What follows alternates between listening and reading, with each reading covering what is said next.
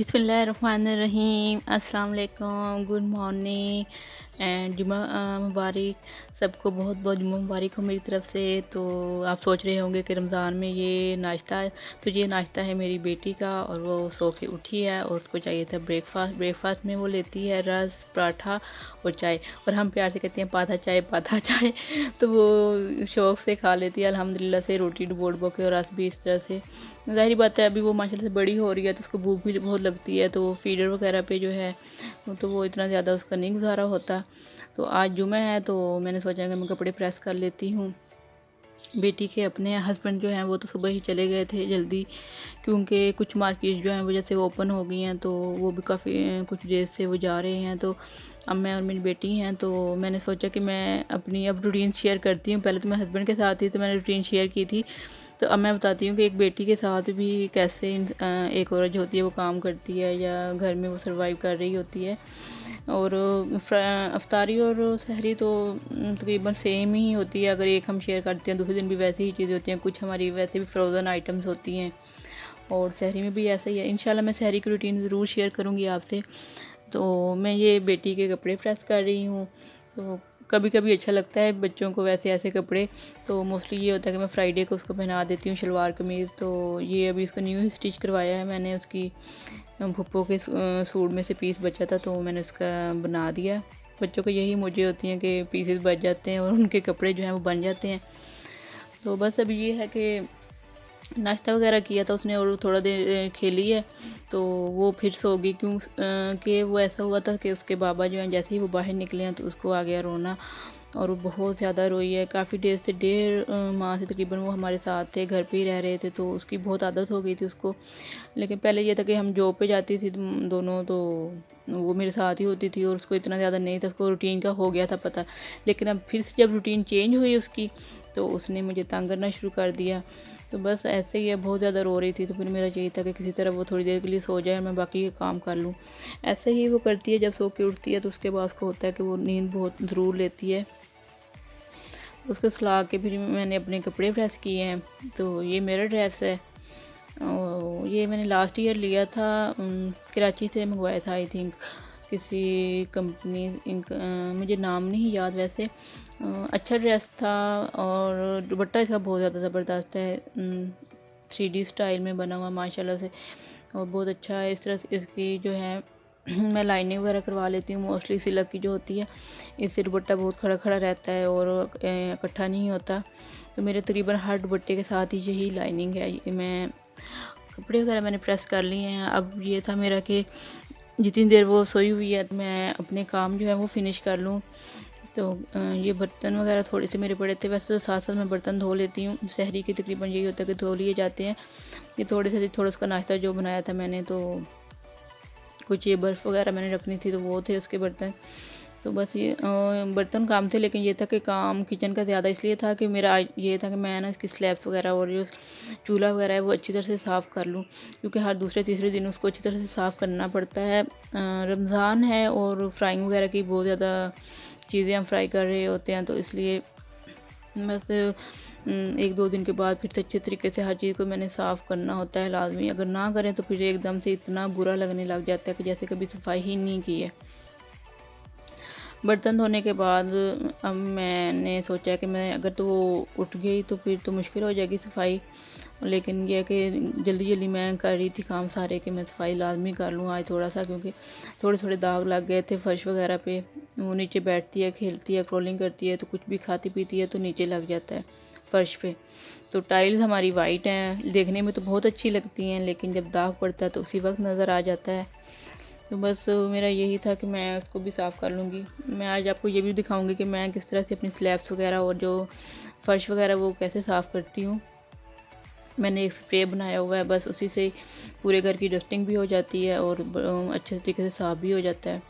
तो स्टोव को मैंने साफ़ कर रही हूँ। अब इसको ये जो बर्तन वाली कुची होती है उसी के साथ पहले अच्छी तरह से मैंने इसको मांज लिया है, और उसके बाद वैसे मैं सोच रही थी कि मैं भी इसके ऊपर ना वो शीट होती है जैसे, अब मेरे जहन में नहीं आ रहा, आई थिंक वो फॉइल शीट जो होती है, तो वो ही मैं ना लेके इसके ऊपर डाल दूँगी। क्योंकि यही है, अभी तो वैसे मार्केट्स वगैरह बंद है तो यहाँ से वो मिल नहीं रही थी, मैंने पता किया था और रीज़नेबल पड़ी तो फिर मैं लाजमी इसको बिछा दिया करूँगी। लेकिन ये है कि मैं इसको साथ साथ साफ़ कर देती हूँ, और वैसे भी छोटी फैमिली है तो इतना ज़्यादा वो गंदा भी नहीं होता। अभी रमज़ान की वजह से ही है ज़्यादा कि हर चीज़ कुछ ना कुछ बनता रहता है तो इसलिए वो हो जाता है। इस तरह से पहले मैंने इसको कुछ के साथ साफ़ किया, उसके बाद फिर मैंने अपना जो होता है सफाई वाला गीला टॉवल है वो उससे किया साफ़, और साथ ही ये मैंने स्प्रे बनाया हुआ है, इसके अंदर मैंने पानी और सिरका जो है वो डाल के रख लिया हुआ है, और इसके बाद मैं इसको स्प्रे करके अच्छी तरह से ऊपर से मैं ड्राई कपड़ा लगा लूँगी और ये बिल्कुल अच्छे तरीके से साफ़ हो जाएगा स्टोव हमारा। तो आप भी ज़रूर ये ट्राई करें, बहुत अच्छा होता है, और बिल्कुल भी जो चिकनाई वगैरह होती है हर तरह से बिल्कुल ये साफ़ हो जाता है, कहीं पे भी चिकनाई वगैरह नहीं रहती। इवन के जो टेबल वगैरह होते हैं, स्लैब्स हैं आपके किचन के, हर जगह आप इजीली इसको यूज़ कर सकते हो। और बाकी जो कबर्ड्स वगैरह के होते हैं, हैंडल्स होते हैं जैसे किचन के हैं, तो उन पे भी आप लगा के इसको अच्छी तरह से साफ़ कर सकते हैं, बहुत ईज़िली तरीके से साफ़ हो जाता है, क्योंकि हमारे हैंड वगैरह में ऑयल वगैरह ऐसा कुछ होता है तो वो लग जाता है उसके साथ।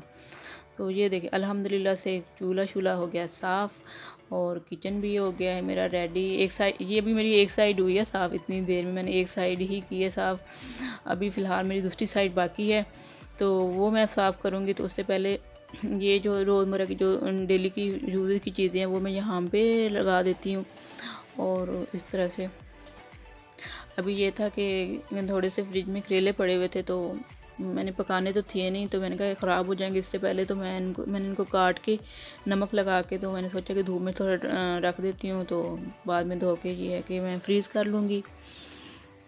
फ्रीज़र में आराम से ये चल जाते हैं, लेकिन वैसे नीचे तो बहुत जल्दी ख़राब हो जाते हैं, तो अभी मैं इनको खुश करने के लिए रख दूँगी। तो ये जो हैं कैटो आई हुई हैं हमारे घर में, तो ये कैरी का दरख्त है, मैंने एक दिखाया भी था, ये वही वाला जो बैक साइड में मैं गई थी तो वहाँ पे है। तो अभी तो माशाल्लाह से कैरियाँ जो हैं बड़ी बड़ी हो गई हैं। तो ये मनी प्लांट है, बड़ा गंदा हो रहा है क्योंकि कल हवा चली थी, आंधी आई थी, तो मैं अभी इसको मैं वगैरह भी लगाना था। तो ये मैंने टोमेटो है, ये मैंने टमाटर लगाया था, तो इसका थोड़े वैसे ग्रो पनीरी जो है वो बन गई है, तो अभी वैसे मैंने इसको ज़मीन में शिफ्ट नहीं किया। तो ये कैटो जो है ये आती है मोस्टली, ये म्याऊं म्याऊं करती है, तो कहती है मुझे, मतलब इसका यही मतलब होता है कि मुझे कुछ दे दो खाने पीने को। तो इस दिन ये आई थी तो मेरे पास कोई बर्तन नहीं था, तो मैंने जल्दी जल्दी में ये बोतल जो है वो कट करके रख ली हुई है। जब भी ये आती है ये हमें बताती है कि मैं आ गई हूँ और मुझे दूध दे दो, तो फिर मैं इसको इस तरह से इसके अंदर डाल के दे देती हूँ। तो ये मनी प्लांट, इसको मैंने पानी लगाया है और इसके बाद इसको शावर कर रही हूँ, उसके पत्ते वगैरह जो होंगे वो अच्छी तरह से साफ़ हो जाएंगे। और उसके बाद फिर इसके जो कुछ पत्ते हैं ड्राई हो गए, क्योंकि ना धूप अब निकलना बहुत ज़्यादा तेज़ स्टार्ट हो गई है, अब गर्मी हो गई है, तो हालांकि ऊपर कवर है लेकिन फिर भी धूप पड़ती है, तो वो ये कुछ पत्ते जो हैं वो जल गए हैं इसके। तो वो मैं जब भी होता है तो उनको मैं काट देती हूँ, क्योंकि वो इस तरह से होता है कि इनकी ग्रोथ जो है बहुत अच्छे से हो जाती है। तो अभी ये एक और है, इसके अंदर भी मैंने टमाटो और हरी मिर्ची लगाई हैं। मैंने पहले हरी मिर्ची लगाई थी तो वो निकल आई थी, पनीरी अच्छी हो गई थी माशाल्लाह से, तो उनको मैंने नीचे जाके अपने लॉन में लगा दिया। अभी वो माशाल्लाह से हो रही है, इंशाल्लाह मैं आपको ज़रूर दिखाऊंगी जो जो मेरा प्लांट हो रहा है। अब उनको पहले तो जो थे वो बड़े हो गए हैं माशाल्लाह से, ग्रेप्स हैं, अनार है, कड़ी पत्ता है बहुत बड़ा हमारे घर में माशाल्लाह से। तो अब उन पौधे वगैरह से तो मैं हो गई हूँ फ्री। तो अब मेरा ये था कि मेरी दूसरी साइड जो है किचन की, उसको मैंने करना था साफ़, और इस इधर भी मैं यही ऐसे ही स्प्रे यूज़ करूँगी, क्योंकि इससे मैं तो बड़ी सेटिस्फाइड हूँ, क्योंकि बिल्कुल भी कोई भी अगर दाग होता है चिकनाई वगैरह का कुछ भी हो तो वो बिल्कुल अच्छे तरीके से साफ़ हो जाता है।